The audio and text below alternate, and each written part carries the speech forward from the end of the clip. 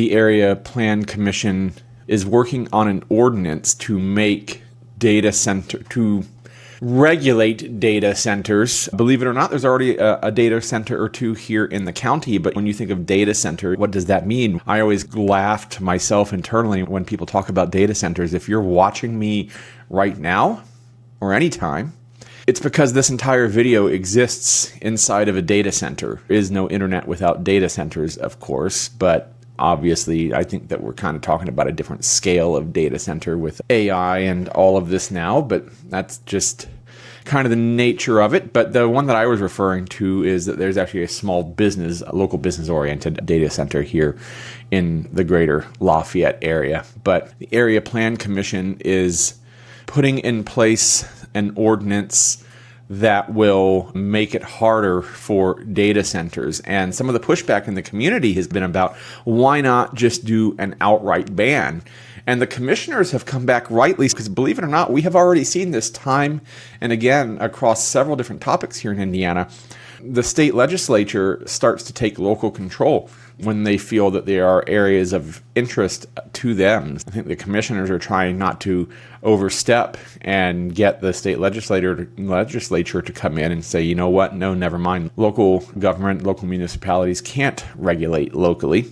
And I understand that balance there, but they brought it to the Area Plan Commission this last time around to the executive committee, and they opted not to put it on the schedule just yet for just a few more tweaks. But the highlights are that to make this, the requirements, full stop, you need a setback of 1,320 feet from all property lines.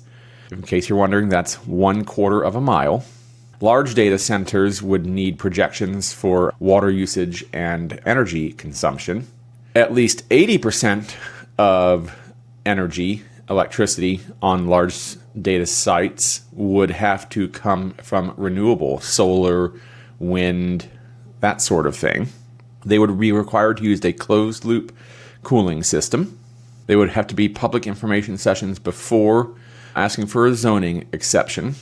The maximum outside noise level would be 45 decibels, and there would be a required decommissioning plan, and then they would also have to be separated by at least 20 miles from any other large data center, which, as far as the size of Tippecanoe County is concerned, means that there would be room for one.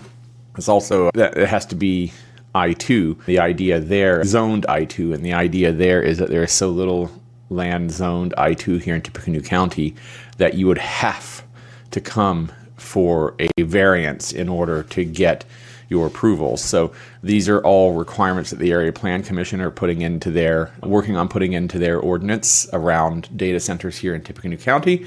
They're ostensibly going to vote on it in September, so we'll bring the results of that to you. And to make sure that you don't miss those results, hit the like and subscribe button. Notified about all of the videos that we put out here on the Lafayette Real.